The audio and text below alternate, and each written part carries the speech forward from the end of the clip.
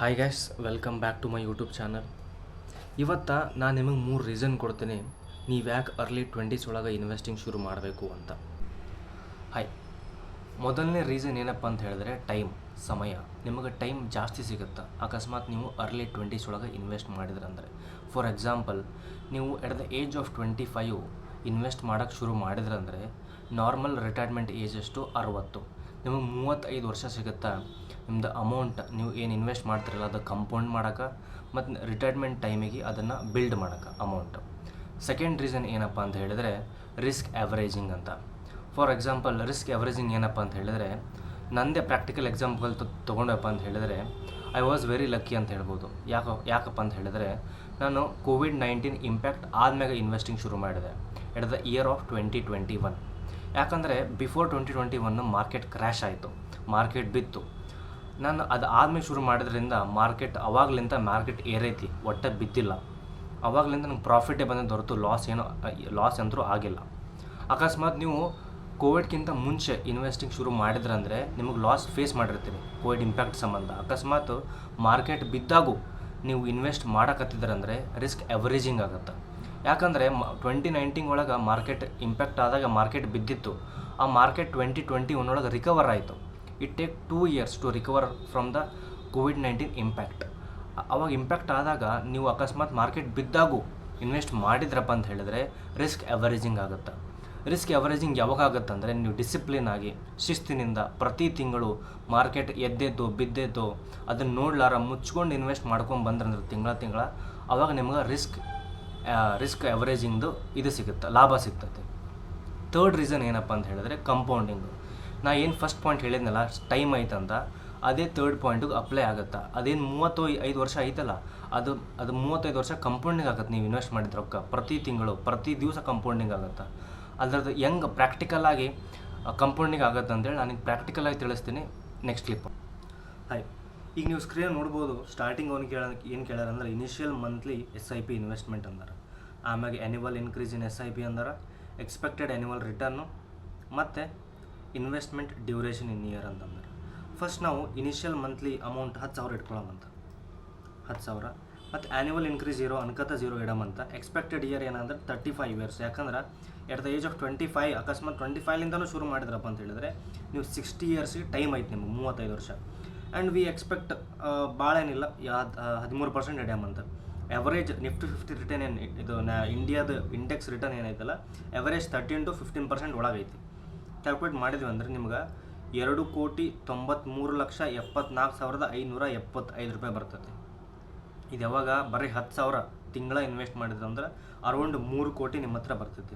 ಅಕಸ್ಮಾತ್ ನೀವು annual increase ಪ್ರತಿ ತಿಂಗಳು ಒಂದು 10% ಇನ್ಕ್ರೀಸ್ ಮಾಡಿದ್ರಪ್ಪ, ಅವಾಗ ಏನಾಗುತ್ತೆ ಬರೀ 10%ನಿಂತಲೇ 2 ಕೋಟಿ ವ್ಯತ್ಯಾಸ ಆಗುತ್ತೆ. ಈಗೇನು ಬರೋಬ್ಬರಿ 3.5 ಕೋಟಿ ನಿಮ್ಗೆ total at the age of 60 retirement plan ಸಿಗುತ್ತೆ. ಅಕಸ್ಮಾತ್ ನೀವು 13% ಬಿಟ್ಟು 15% ಹಾಕಿದ್ರಪ್ಪ ಅಂತ ಹೇಳಿದ್ರೆ ಅದು 8 ಕೋಟಿ, ಅರೌಂಡ್ 7.5 ಕೋಟಿ ಆಗುತ್ತೆ. ಅದು ಬರೀ 2% ಡಿಫ್ರೆನ್ಸ್ಲಿಂದ 2.5-3 ಕೋಟಿ ಡಿಫ್ರೆನ್ಸ್ ಆಗುತ್ತೆ ನೋಡ್ರಿ. ಅಕಸ್ಮಾತ್ ಕಂಪೌಂಡಿಂಗ್ ಅಲ್ಲ, ನಾನು ನಿಮ್ಗೇನಂದ್ರೆ ಸ್ಟಾರ್ಟಿಂಗ್ ಅರ್ಲಿ ಜಲ್ದಿ ಶುರು ಮಾಡಿದ್ರಿ ಅಂತ ಹೇಳಿದೆ.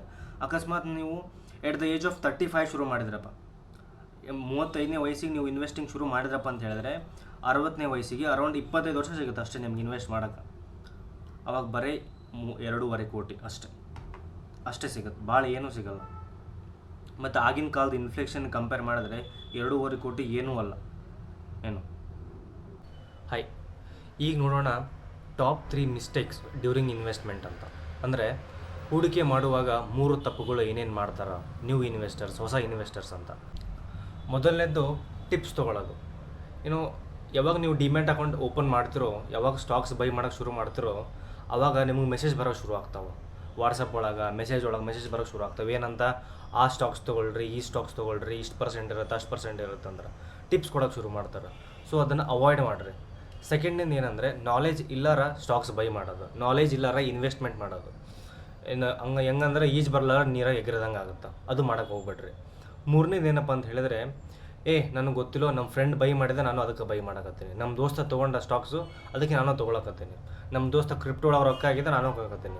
ಇವು 3 ತಪ್ಪೇನದವಲ್ಲ ಇನ್ವೆಸ್ಟ್ಮೆಂಟ್ ಮಾಡುವಾಗ ಮಾಡಕ್ಕೆ ಹೋಗ್ಬೇಡ್ರಿ. ಅಕಸ್ಮಾತ್ ಮಾಡಿದ್ರೆ ಅಂದರೆ ಇವತ್ತಿಲ್ಲ ನಾಳೆ ಪ್ರಾಫಿಟ್ ಆಗ್ಬೋದು ನಿಮ್ಗೆ.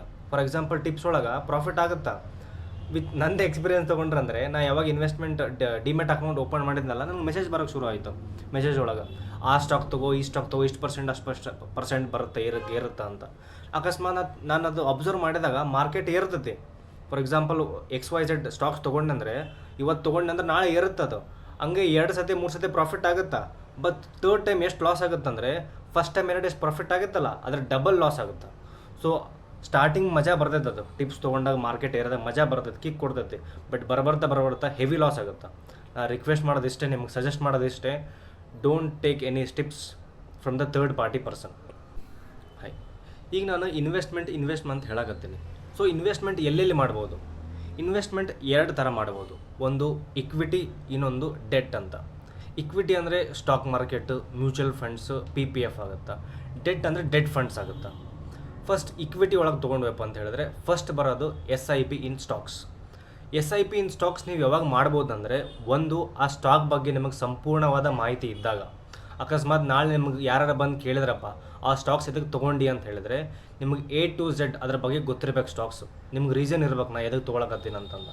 ಮತ್ತು 2ನೇ ರೀಸನ್ ಸ್ಟಾಕ್ಸ್ ಒಳಗೆ ಯಾವಾಗ ಎಂಟರ್ ಆಗ್ಬೋದು ಅಂತಂದರೆ, ಅಕಸ್ಮಾತ್ ನಿಮ್ಗೆ ನಾಲೆಜ್ ಇಲ್ಲಪ್ಪ but you are ready to learn about it, ಅವಾಗಷ್ಟೇ ನೀವು ಸ್ಟಾಕ್ಸ್ ಒಳಗೆ ಎಂಟರ್ ಆಗ್ಬೋದು. ಇನ್ನೊಂದು, ನಿಮ್ಗೆ ಸ್ಟಾಕ್ಸ್ ಒಳಗೆ ಐಡಿಯಾ ಇಲ್ಲ ಬಟ್ ನಿಮಗೆ ಥೀಮ್ಸ್ ಒಳಗೆ ಐಡಿಯಾ ಐತಿ. ಇಂಡಿಯನ್ ಮಾರ್ಕೆಟ್ಸ್ ಒಳಗೆ for example semiconductor industry Indian market ಒಳಗೆ ನೆಕ್ಸ್ಟ್ 10 years ಒಳಗೆ ಬೂಮ್ ಆಗುತ್ತೆ. ನಿಮ್ಗೆ ಗೊತ್ತೈತಿ ಸೆಮಿಕಂಡಕ್ಟರ್ ಇಂಡಸ್ಟ್ರಿ ಬೂಮ್ ಆಗುತ್ತಂತ.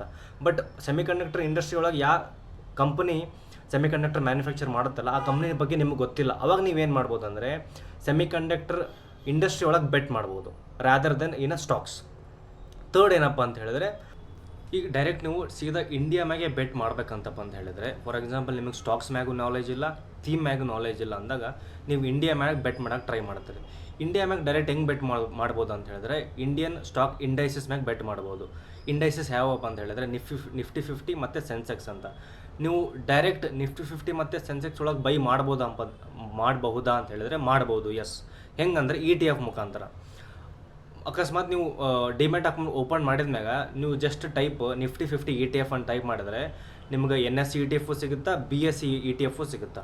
ಹಂಗೆ ನೀವು ಇಂಡಿಯನ್ ಮಾರ್ಕೆಟ್ ಮ್ಯಾಗ ಬೆಟ್ ಮಾಡ್ಬೋದು ETF ಮುಖಾಂತರ. ನಾನು ನಿಮ್ಗೆ ಹೇಳಿದ್ದೆ there are 2 type of investment ಅಂತ, ಇಕ್ವಿಟಿ ಮತ್ತು ಡೆಟ್.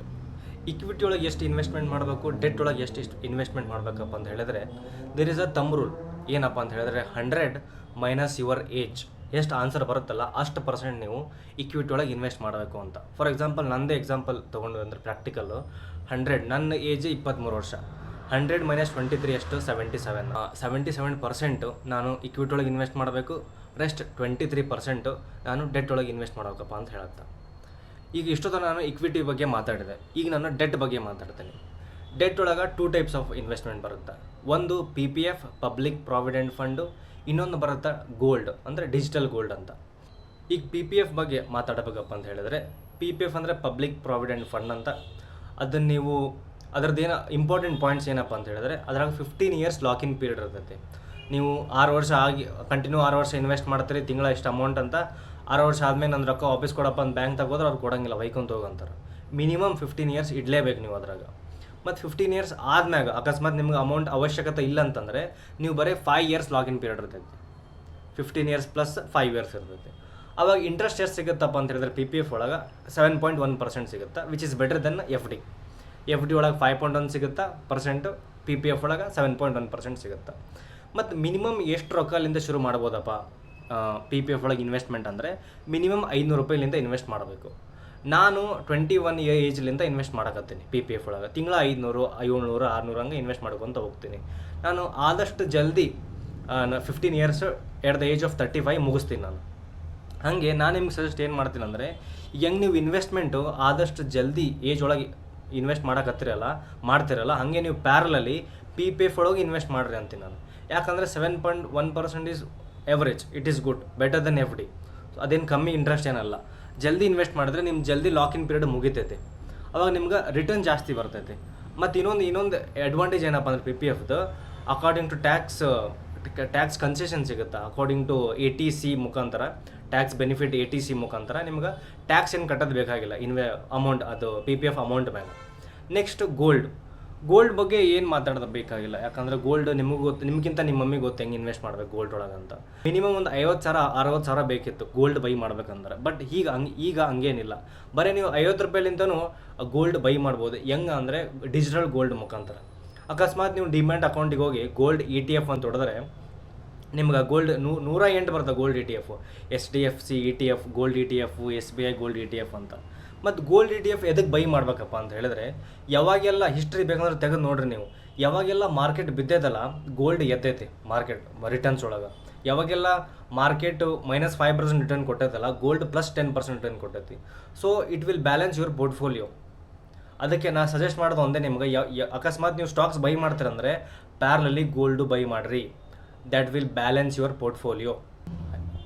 ಇಲ್ಲಿವರೆಗೂ ನಾನು ನಿಮ್ಗೆ ಅರ್ಲಿ ಇನ್ವೆಸ್ಟಿಂಗ್ ಅಡ್ವಾಂಟೇಜಸ್ ಏನೇನು, ಇಕ್ವಿಟಿಗೆ ಅಂದರೆ ಏನು, ಡೆಟ್ ಅಂದರೆ ಏನು, ಮತ್ತು ಏನೆಲ್ಲ ತಪ್ಪು ಮಾಡ್ತಾರೆ youngsters during investing in equity and debt, ಮತ್ತು ಲಾಭಗಳೇನು ಇಕ್ವಿಟಿ ಇನ್ವೆಸ್ಟಿಂಗ್ ಮಾಡೋದ್ರಿಂದ, ನಷ್ಟಗಳನ್ನು ಇಕ್ವಿಟಿ ಇನ್ವೆಸ್ಟ್ ಮಾಡೋದ್ರಲ್ಲಿಂದ ಅಂತ ಇಂಟ್ರಡಕ್ಷನ್ ಕೊಟ್ಟಿನಿ.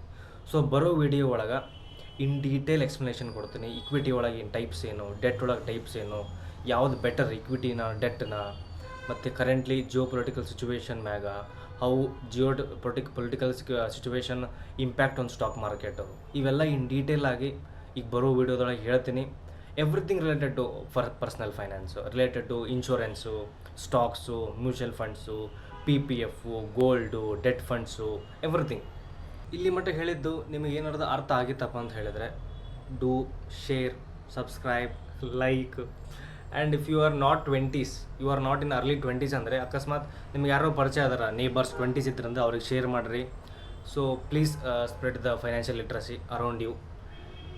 Keep watching. Suhas am signing off. Jai Hind, Jai Karnataka. Bye.